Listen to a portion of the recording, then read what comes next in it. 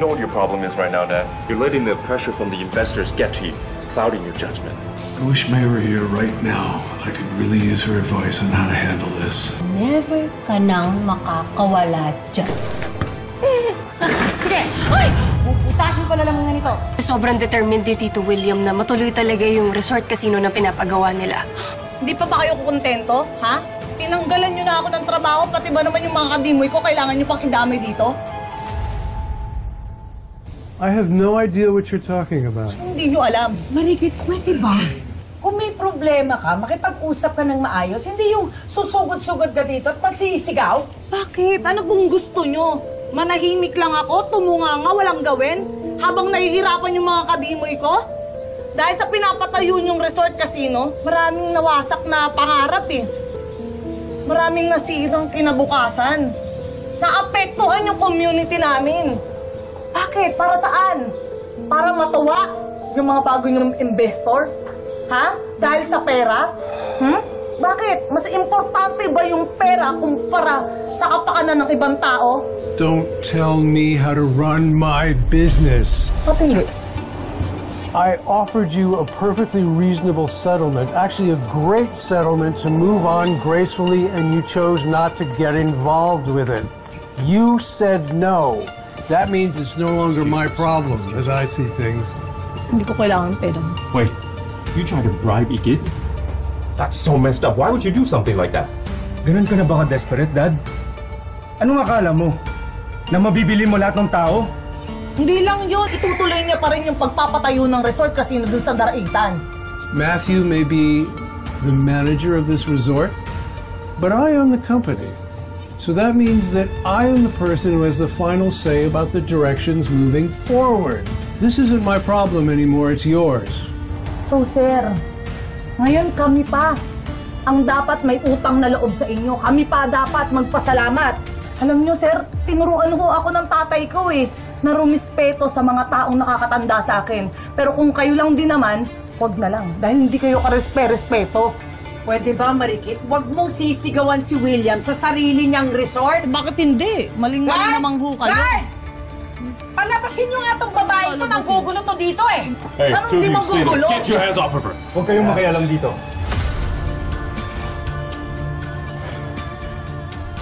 Are you happy now? I'm fighting with my sons. I don't care about your community anymore. They can go ahead and suffer for all I care. And I'm done with this conversation. I think it's time to go. Come on. Bitawan niyo ako. What are you doing? Dad, let her go! What are you doing?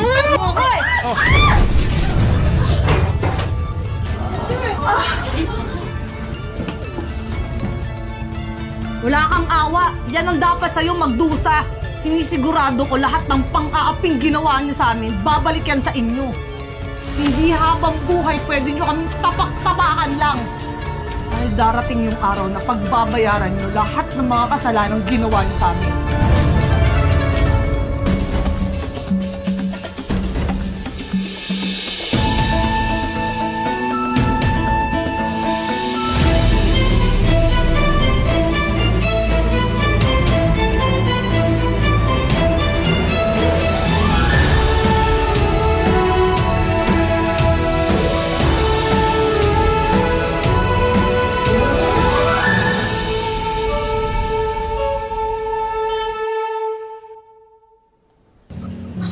God, Marikit, bakit mo siya tinulak? Ha? Matthew, Drew, hahayaan niyo naman tong babaeng tong apihin ng daddy niyo? Sandali lang ha. Kinapitan niya ako. Pinagtanggol ko lang yung sarili ko. Okay. Just calm down. Let's just all calm down, okay? We're not gonna resolve any issue if we keep clawing at each other. Kuya, yan lang ba sasabihin mo? Ha? Ininsulto ni Dad si Ikit by trying to bribe her. Sinira pa niya yung plano mo dun sa community ni Ikit. He's hopeless. Dahil kahit anong pakiusap mo sa kanya, hindi ka... At each other. Kuya, yan lang ba sasabihin mo? Ha? Ininsulto ni Dad si Ikit by trying to bribe her. Sinira pa niya yung plano mo dun sa community ni Ikit. Niya papakinggan. Sure. Calm down. Sa tingin niya, siya lang ang tama. You're not helping right now, alright? Calm down. That's enough. Ano, Ikit? Wala tayong maaasahan sa mga tao dito.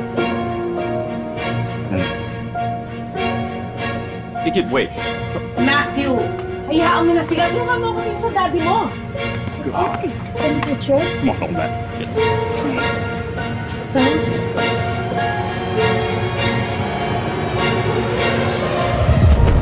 Ano ba? Nasaan ang sasakyan mo? Dali!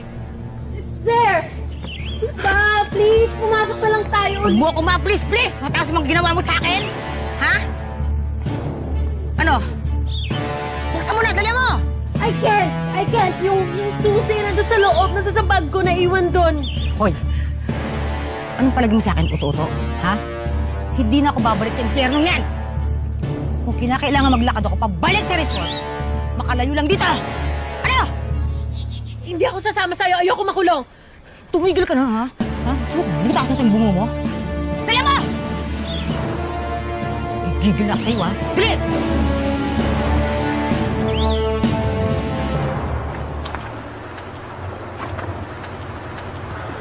Nangli ko muna para kumalma.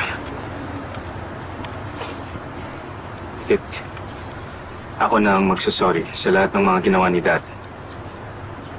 I'm sorry na nagsasuffer ang community mo dahil sa pagmamatigas niya.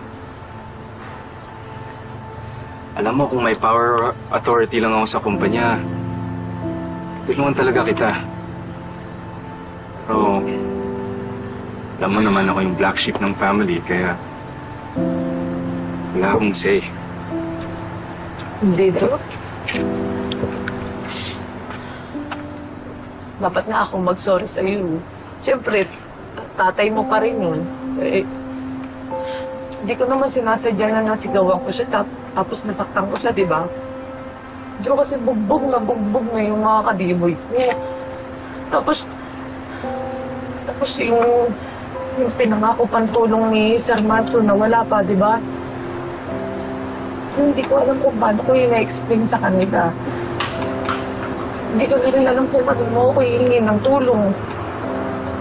Hindi ko na talaga alam eh. Pagod na ako. Oh, sobrang bigat na ng pinagdadaanan. Parang hindi na lang kasi natapos. Parang sunod-sunod yung pagsubok kasi.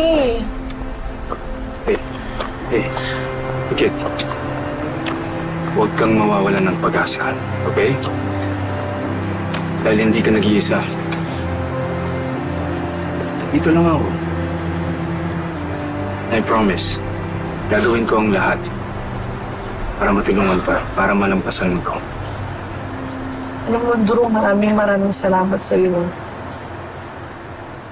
Lagi kang nandyan. Lagi kang naaasahan ko. Hindi ko alam bakit ang bait-bait mo sa akin. Kahit puro problema na lang dinudulot ko sa iyo. Bakit ba?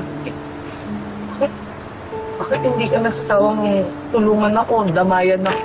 Bakit? Siyempre, concerned ako para sa'yo. Kasi naging close na tayo sa isa't isa.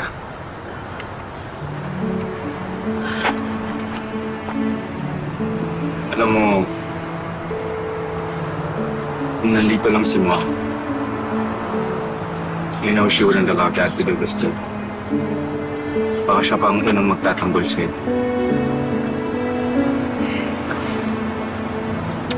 Mas tutulogin na si Miss May. No, sana nandito na lang ako. Para, alam mo yun, para may isa pa akong mapag-ihingahan. Meron pa akong kadamay. Huwag sa'yo.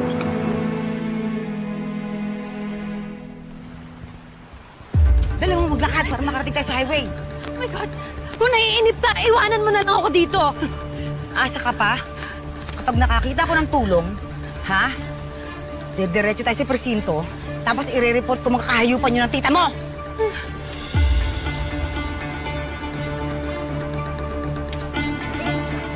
Sige.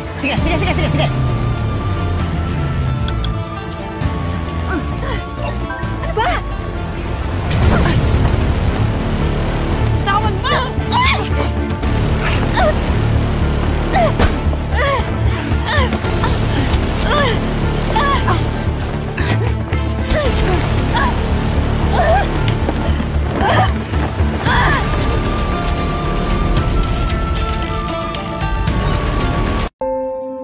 sasabihin. Sir, ito na po yung uniform. Pasensya ka naman kita. Wala akong magawa. Pero pag kailangan mo ng tulong, lapit niyo lang.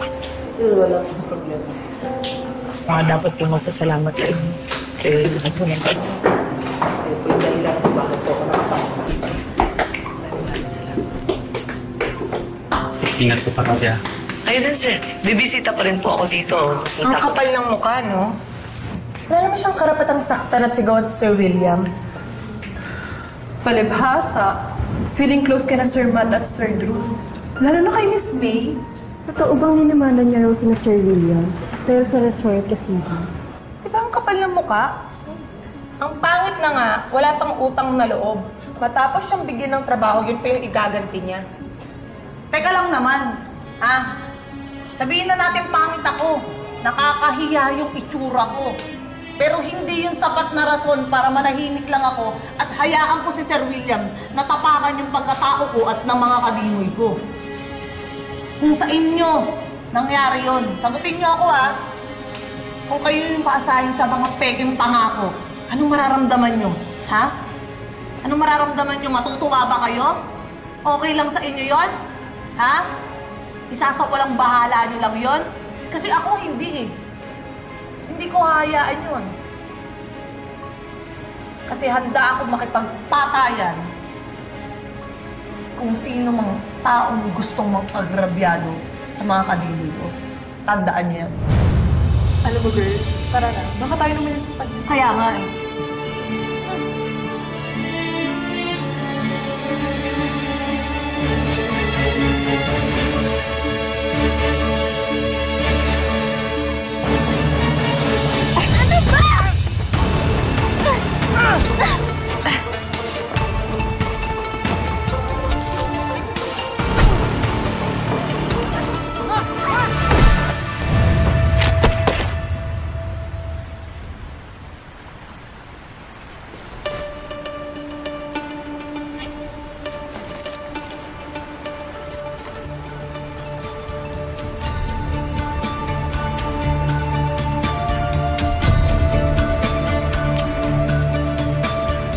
Dad, I've already pledged my support to Ikit and her community. They're relying on me. I can't let them down.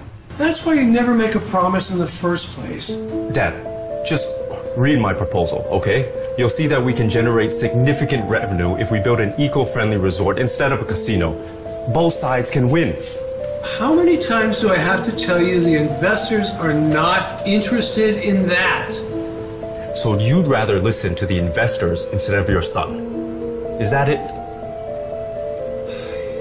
Now I know how Drew feels whenever you push him aside.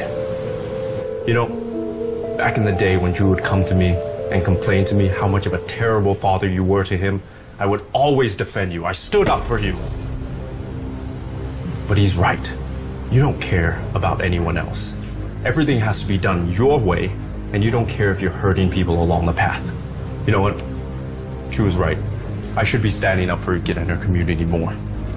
And if you're going to push through with this casino project, I'm going to have to stand up against you. You may be my father, but I'm going to choose to do what's right.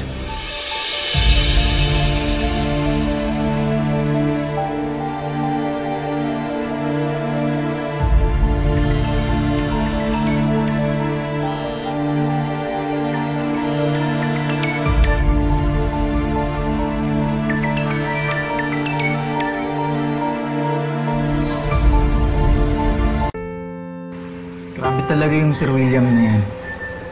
Kung kailan nabuhayan ng loob yung mga kadimoy natin? Basag trip naman siya. Kaya nga eh. Bukas ang bukas magre-resign na rin kami. Hindi ko na masigmuraan magtrabaho doon knowing na hinarang ni Sir William yung tulong para sa komunidad natin. Grabe magbiro yung tadhana, no? Nakaraan lang, sobrang saya ko. Kasi nasolusyonan na yung problema ng mga kadimoy natin. Tapos umamin pa sa akin si Sir Macho na gusto niya ako. Babawiin din pala lahat. Hindi naman lahat. Andiyan pa rin naman si Sir Matthew, ah.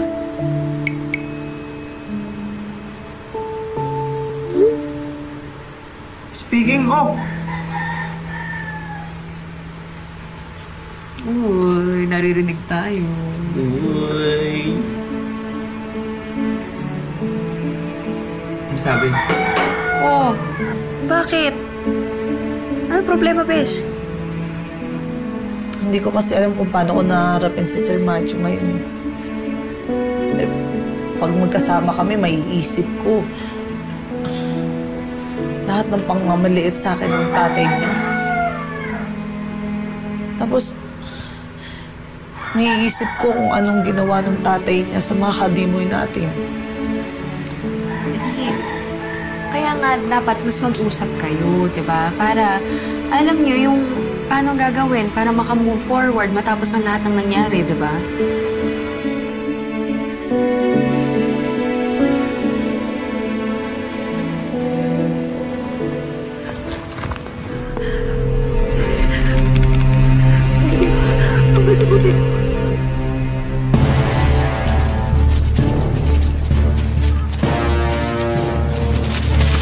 Ma'am! Ma'am! Ma'am! Gising! Gising! Ma'am!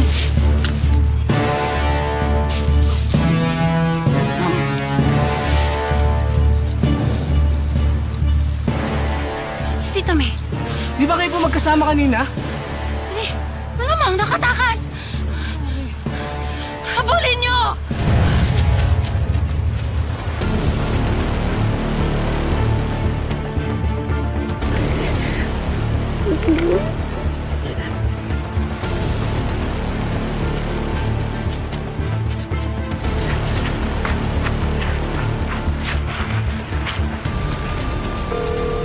Walay tayo. Doon ka.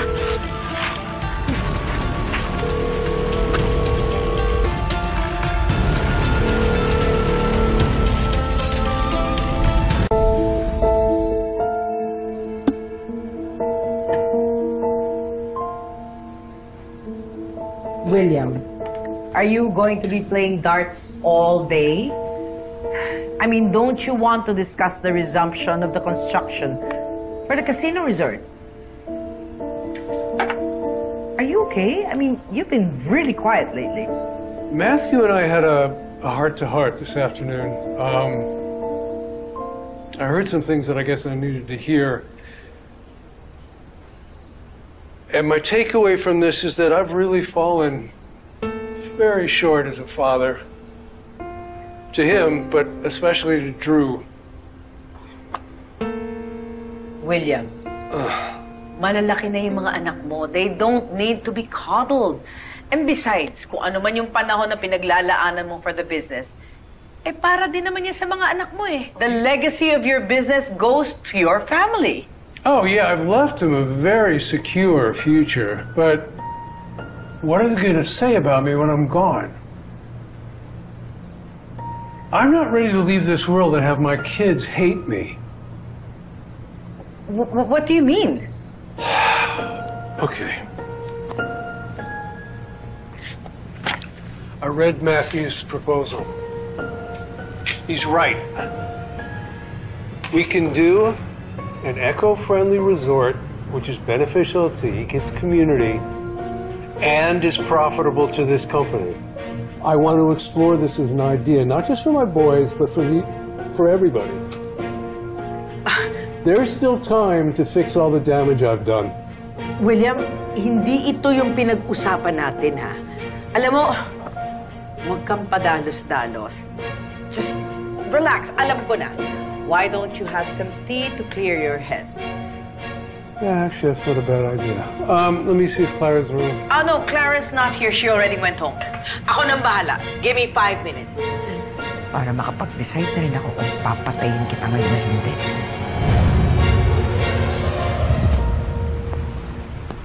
Pangga, sagot mo parang ako mo.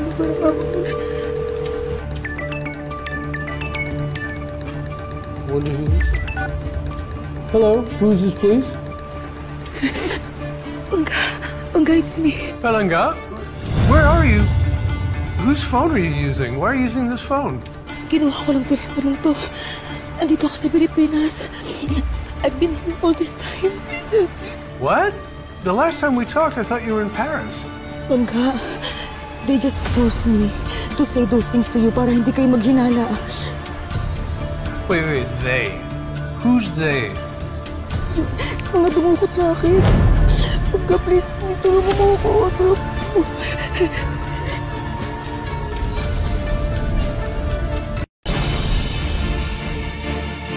Malanga, I need you to calm down, okay? Calm down and tell me exactly where you are. Hindi ko alam kung nasaan ako pagka dinala nila ako sa warehouse. Dito sa may kakakiyan, Brad. Magsasend location ako sa'yo. Pagka please, hindi ko alam kung hanggang kailan ako makakatapos ang mga mahabol sa akin. Malanga, you need to be brave. You need to tell me exactly where you are, and I will come get you. Please, pagka, tulungan mo ako. Pumunta ka na dito, please. You need to be brave, Malanga. Just hide somewhere safe, and Soraya and I will call for help. No. Huwag mo sasabihin kay Soraya na nag-uusap tayo. Please, Pangga, please. Huwag. Why not? She's probably going to be helpful. Hindi naintindihan. Hindi mo dapat pagkatiwalaan ng babaeng yan. Oh, what do you mean? Kapatid ni Soraya si Rika. At si Soraya ang nagpadukot sa akin. Papatay na tayo. Ubusin niya pamilya natin pagsingkit. Sino kausap mo?